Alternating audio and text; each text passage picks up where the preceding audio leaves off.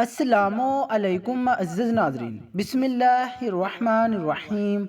محترم سامعین، قتل حسین اصل میں مرگ یزید ہے۔ اسلام زندہ ہوتا ہے ہر کربلا کے بعد۔ کربلا کا واقعہ گزر جانے کے بعد جب یزید کو ہر طرف سے لعن طعن ہوئی اور ہر کوئی مظلوم حضرت حسین رضی اللہ تعالی عنہ کے بے گناہ قتل پر ظالم یزید کو برا بلا کہنے اور بولنے لگا، ہر طرف سے امام زین العابدین اور سید زادیوں کی رہائی کے لیے آواز بلند ہونے لگی، تو یزید نے امام سجاد کو بلایا اور پوچھا کہ میں قیدیوں کو رہا کرنا چاہتا ہوں، آپ اس بارے میں کیا کہتے ہیں؟ امام سجاد نے فرمایا کہ میں شریک الحسین سے مشورہ کر کے بتاؤں گا۔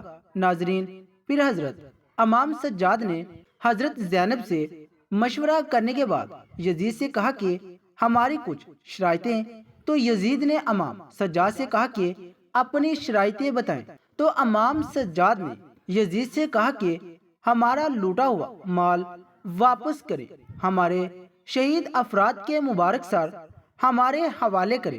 ناظرین، یزید نے تمام شرطیں مان لی، لیکن جب یزید کی بہن امالہ کو اس معاہدے کا علم ہوا تو شیطان صفت عورت غصے سے لال ہو گئی اور کہا کہ قیدیوں کی شرطوں پر معاہدہ کیسے ممکن ہے؟ ناظرین، اس عورت نے تمام اہل شام کی عورتوں کو اپنے محل میں جمع کیا اور حضرت زینب اور تمام سید زادیوں کو بھی اپنے محل میں بلوا لیا۔ ناظرین، یزید کی بہن امالہ نے کھڑے ہو کر تمام شام کی عورتوں کے سامنے تکبرانہ انداز میں حضرت زینب کو مخاطب کر کے کہا کہ اس محل کی دیواریں آسمان تک پہنچی ہوئی ہیں اور اس کا مالک عزت مآب الیزید ہے، جس کی حکومت مشرق سے مغرب تک پھیلی ہوئی ہے، اس کے خزانے چاندی ہیرے جواہرات سے بھرے ہیں اور جس پر اللہ بھی راضی ہے، تبھی تو تم پر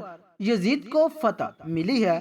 اس کے بعد شام کی عورتوں کی طرف دیکھ کر اس نے حضرت زینب سے کہا کہ تم بتاؤ تم کون ہو؟ اس پر حضرت زینب نے جلال برے لہجے میں کہا کہ میں نے تیری بات سن لی، مگر تو نے ابھی تک میرا مکمل تعارف نہیں پایا، لیکن تمہارا تعارف یہی ہے کہ تم حسین کے قاتل یزید کی بہن ہو۔ میرے بھائی نے ہی نبی کریم صلی اللہ علیہ وآلہ وسلم کے خاندان کی عورتوں کو ناحق اسیر بنایا اور تم بھی باعزت ہونے کا دعویٰ کرتی ہو۔ تم جس بھائی کی مشرقوں مغرب تک حکومت پر اترا رہی ہو، سن لو، میرے رب کی حکومت پوری کائنات پر ہے۔ تم نے سچائی تو سن لی، لیکن میرے جد امجد پوری کائنات کے مالک و خالق کے محبوب ترین نبی صلی اللہ علیہ وآلہ وسلم ہے۔ ناظرین، حضرت زینب نے اس معلوم عورت کو مزید کہا کہ تم جس دولت پر اترا رہی ہو، میرے خدا کے سامنے نبی کریم صلی اللہ علیہ وآلہ وسلم کے گھرانے کے ایک فرد کے ایک سجدے کے برابر بھی نہیں، جو کہ خود دنیا کے تمام خزانوں کا مالک ہے، اور یہ محل جس پر تم کو فخر ہے، رب کائنات جلدی اس کو مٹی کا ڈھیر بنا دے گا۔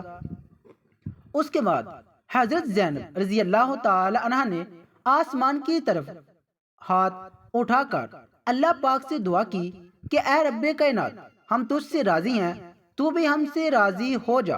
اس کے بعد محل میں موجود تمام شامی عورتوں نے حضرت زینب کے حق میں آواز بلند کی اور حضرت زینب نے یزید کی بہن کو کہا کہ آپ بتا، ہم قیدی ہو کر بھی جیت گئے اور تم جیت کر بھی ہار گئے۔ اس کے بعد اہل بیت کے تمام لوگ شان و شوکت سے محل سے روانہ ہوئے۔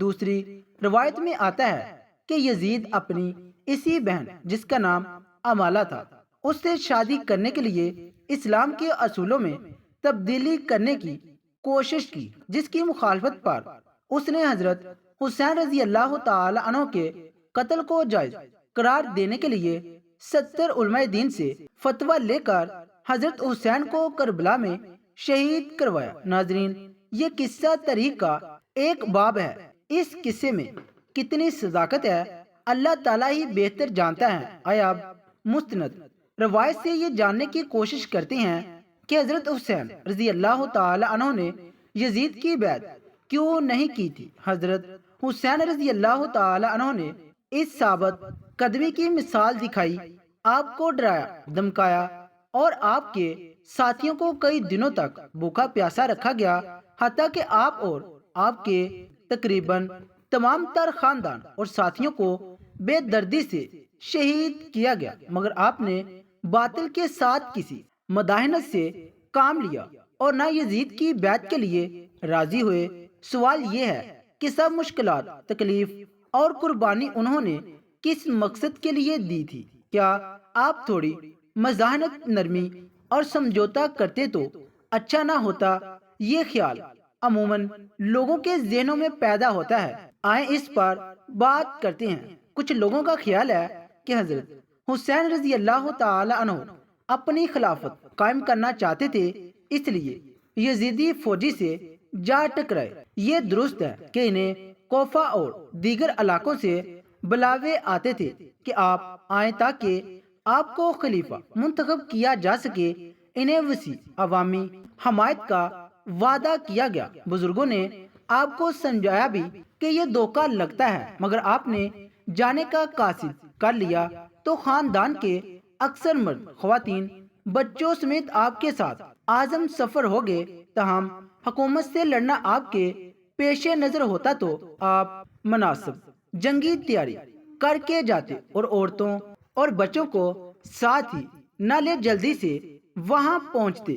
پر جب حضرت حسین رضی اللہ تعالی عنہ کو پتہ چلا کہ حکومت کے ظلم و ستم کے خوف یا لالچ دیے جانے کے باعث لوگ آپ کا ساتھ دینے سے پہلو دہی کر رہے ہیں، تو آپ نے واپسی کا ارادہ کیا۔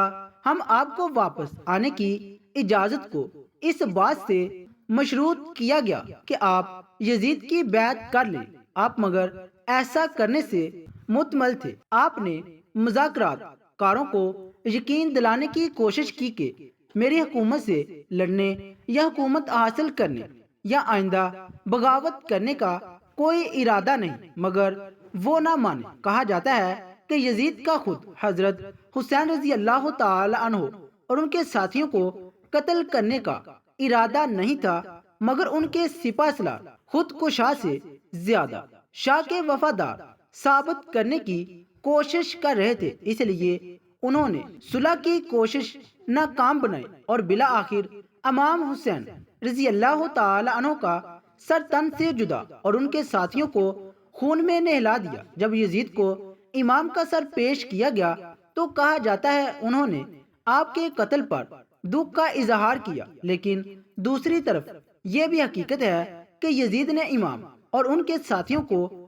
قتل عام میں ملوث اپنے کسی عمل کے خلاف کوئی کارروائی کی ہی نہیں، انہیں کوئی سزا دی، بلکہ وہ اسی طرح اپنے عہدوں پر باقی اور ان کے متمد رہے جس طرح قتل عام سے پہلے تھے۔ دراصل اس وقت جو حکومت قائم تھی وہ لوگوں کی آزاد مرضی سے منتخب نہیں ہوئی، بلکہ ایک موروثی بادشاہت تھی جو لوگوں کو اپنی بیعت پر مجبور کر رہی تھی۔ اسی طرح بل جبر حکومت قائم کرنے اور لوگوں کو بیعت و اطاعت پر مجبور کرنے کی اسلام اجازت نہیں دیتا۔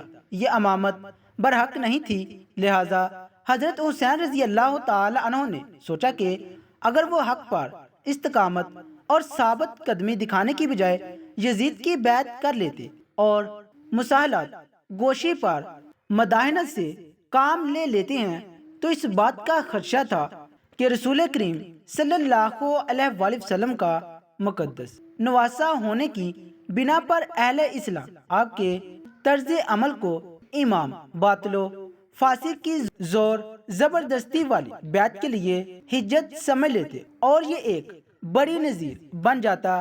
آپ اگر چاہتے تو مزاحمت سے کام لے لیتے اور ظاہری طور پر یزید کی نقلی بیعت کر لیتے، اس طرح آپ اور آپ کے ساتھیوں کی جانیں بچ جاتی، مگر آپ نے ایمانی غیرت کا مظاہرہ کرتے ہوئے رخصت کی بجائے عظمت کا راستہ اختیار کرنے کا فیصلہ کیا۔ یوں انہوں نے سکھا دیا کہ موت یا کسی دوسرے نقصان کے خوف سے حق کو چھوڑ کر باطل کی حمایت کرنا مردوں کا شیوا نہیں ہے۔ لہذا حضرت امام حسین رضی اللہ تعالی عنہ نے امام باطل کی بیعت کرنے سے انکار کر دیا اور اپنی قول و عملی شہادت اور عظیم الشان قربانی کے ذریعے قیامت تک کے لیے لوگوں پر راہ عظیم مثال قائم کر دی۔ آپ نے سکھا دیا کہ اگر آئندہ حق و باطل کے درمیان اس طرح کا مارکا برپا ہو، حق و باطل میں ترجیح و انتخاب کا موقع آئے یا کوئی فاسق اور ظالم لوگوں پر بالجبر اپنی حکومت مسلط کرنے کی کوشش کرے تو آزادی، قانون کی بالادستی، جمہوریت اور انسانی وقار کے علم بردار کسی مداحنت سے کام نہ لے، جرأت دکھاتے ہوئے حق کے ساتھ سینہ تان کر کھڑے ہوں اور باطل کے ساتھ کسی بھی طرح کی حمایت اور تعاون سے سری انکار کر دیں۔ حقیقت یہ ہے کہ حضرت امام حریت جواب و حکومت، انسان دوستی اور حق و صداقت کے لیے کوشاں لوگوں کے لیے مشعل راہ ہے۔ یہاں یہ بھی جان لیجئے کہ کیا امام احمد بن حنبل نے یزید بن معاویہ کے کفر کا فتویٰ دیا ہے؟ اس حوالے سے امام احمد بن حنبل رحمت اللہ علیہ کے بیٹے نے ان سے یزید کے بارے میں سوال کیا تو آپ رحمت اللہ علیہ نے جواب دیتے ہوئے ارشاد فرمایا، میرے بیٹے، کیا ایسا ممکن ہے کہ کوئی اللہ پر ایمان رکھنے کا دعویٰ کرے اور پھر یزید سے بھی دوستی رکھے؟ اور ایسے شخص پر میں احمد بن حنبل لعنت کیوں نہ کروں جس پر قرآن میں اللہ تعالیٰ نے خود لعنت کی ہو؟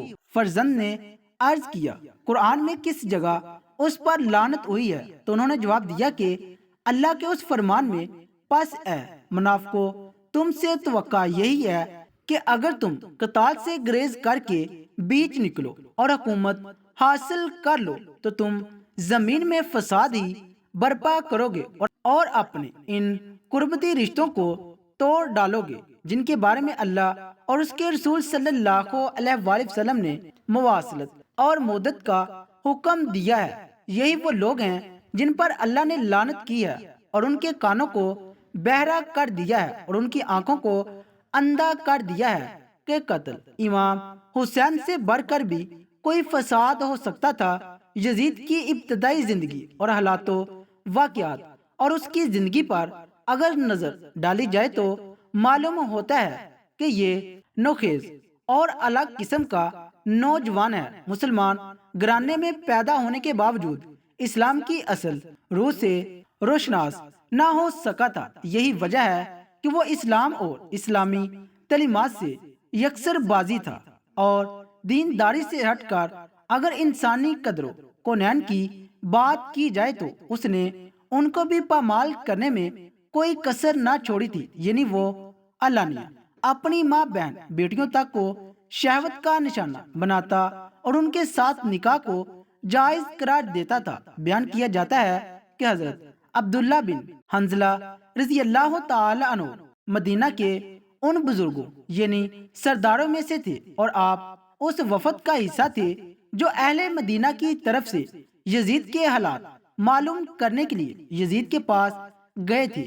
آپ کے ساتھ آپ کے 8 بیٹے بھی تھے۔ وہاں سے واپسی پر یزید نے آپ کو بطور خوش آمدید 1,00,000 درم دیے اور آپ کے بیٹوں میں سے ہر ایک کو 10,000 درم دیے۔ اس کے علاوہ انہیں سواریاں اور خلطیں بھی دی۔ جب حضرت عبداللہ مدینہ منورہ پہنچے تو لوگ پوچھنے لگے کہ بتائیں وہاں کی کیا خبر ہے، آپ نے یزید کو کیسا پایا؟ آپ نے فرمایا، میں ایک ایسے شخص کے پاس سے آ رہا ہوں، اگر میرے ان بیٹوں کے علاوہ کوئی بھی میرا ساتھ نہ دے تو میں پھر بھی اس سے ضرور جنگ کروں گا۔ لوگوں نے کہا کہ ہم نے سنا ہے کہ اس نے آپ کی خوب عزت و توقیر کی اور آپ کو کچھ مال و متاع سے بھی نوازا۔ آپ نے فرمایا، ہاں یہ تو اس نے کیا اور یہ سب کچھ میں نے اس لیے قبول کیا کہ اس کے ساتھ میں اس کے خلاف تقویت حاصل کروں گا۔ یہ سن کر لوگ بڑک اٹھے اور آپ کے ہاتھوں پر بیعت کر لی۔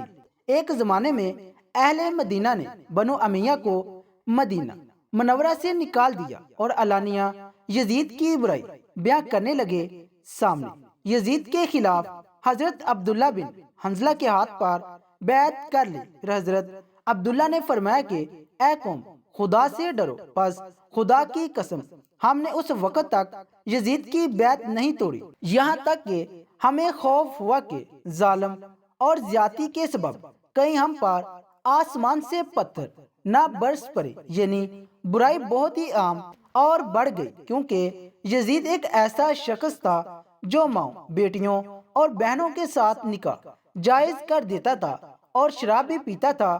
علامہ ابن حجر مکی رحمت اللہ علیہ نے تو اس روایت میں یہ بھی اضافہ کیا ہے کہ یزید وہ ظالم شخص تھا جس نے رسول اللہ صلی اللہ علیہ وآلہ وسلم کی اولاد کو شہید کیا۔ ناظرین، یہ ایک متفقہ روایت ہے جو تاریخ کی درجنوں کتابوں میں موجود ہے۔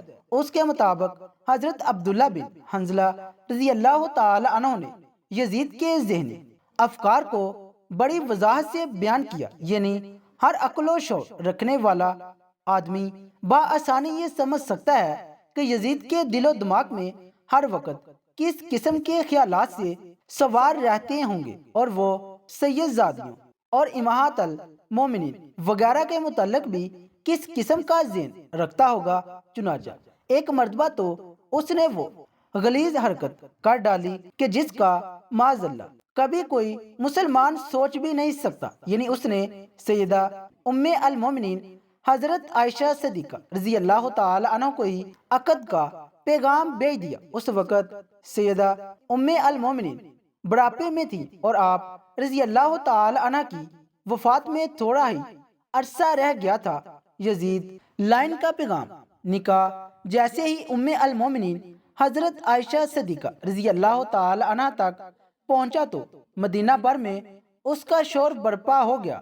تمام اکابرین اسلام نے قرآن مقدس سے نصریج دکھا کر اس بدبخت یزید کو بہت کچھ لعنت و ملامت کی۔ یہ بات جب یزید کی والدہ معاویہ تک پہنچی تو آپ رضی اللہ تعالی عنہ نے کسی نہ کسی طرح اس بڑھتے ہوئے فتنہ کرنے والے شخص کو اپنے انتقام پر خاموش کر روک دیا اور ہرا دیا۔ یعنی معاملے کو تول دیے بغیر ہی ہر کسی کو خاموش کروایا۔ اس واقعہ کا ذکر شاہ عبدالحق رحمت اللہ علیہ نے اپنی مشہور زمانہ کتاب مدارج النبوت میں اس مقام پر کیا ہے کہ یزید کے جوان مرنے کی وجہ لکھی ہے۔ آپ لکھتے ہیں کہ ایک تو یہی ہے کہ اس بدبخت نے حضرت ام المومنین سے عقد کی کوشش کی، اور دوسرا یہ کہ اس نے حضرت امام حسین رضی اللہ تعالی عنہ کا خون ناحق بہایا۔ ہم مزید دیکھتے ہیں کہ خداوند عالم امہات المومنین کو رسول اللہ صلی اللہ علیہ وآلہ وسلم کی تعظیم و تکریم کے لیے امت پر حرام گردانا ہے۔ اس لیے یہ عورتیں جنت میں بھی پیغمبر خدا کی زوجات میں ہوں گی۔ چنانچہ ایک کتاب میں ہے کہ ایک دفعہ طلحہ بن عبداللہ نے کہا تھا کہ پیغمبر خدا کی وفات کے بعد میں بھی حضرت عائشہ صدیقہ رضی اللہ تعالی عنہ سے نکاح کروں گا۔ چنانچہ طلحہ کے اس ارادے پر اللہ تعالیٰ نے قرآن مقدسہ کی وہ آیت نازل فرمائی جن میں کہ ازواج رسول صلی اللہ علیہ وآلہ وسلم سے نکاح سے منع فرما دیا گیا۔ آپ آگے مزید لکھتے ہیں کہ بعض کتاب میں یہ بھی لکھا ہے کہ یزید مالون نے بھی ام المومنین حضرت عائشہ سے فقط کی خواستگاری کی تھی۔ تب لوگوں نے اسے یہ آیت پڑھ کر سنائی اور وہ رک گیا۔ ناظرین، یہ غلیظ حرکت کس بنا پر تھی اس کے بارے میں ہم کچھ نہیں کہہ سکتے، مگر اتنا ضرور کہیں گے کہ وہ لوگ جو یزید کو صالحین امت میں کھڑا کرنے کی کوشش کرتے ہیں اور وہ حافظ قرآن و قاری یا حدیث ثابت کرنے کی کوشش کرتے ہیں تو وہ ذرا ہوش کے ناخن لیں، کیونکہ اگر وہ یعنی یزید مالون قرآن مقدس کے احکامات پر ایمان لاتا تو اس کی آنکھوں میں جناب رسول صلی اللہ علیہ وآلہ وسلم کی عزت و توقیر ہوتی، اور وہ کبھی بھی ایسی ناشائستہ حرکت کرنے کی جرت نہ کرتا۔ اللہ رب العزت ہمیں حضور نبی کریم صلی اللہ علیہ وآلہ وسلم کی پاک اولاد سے بے پناہ محبت کرنے کی توفیق عطا فرمائے اور ہمارا خاتمہ ایمان پر فرمائے آمین ثم آمین۔ ناظرین کمنٹ باکس میں ایک بار صلی اللہ علیہ وآلہ وسلم ضرور ٹائپ کیجئے گا۔ شکریہ، اللہ حافظ۔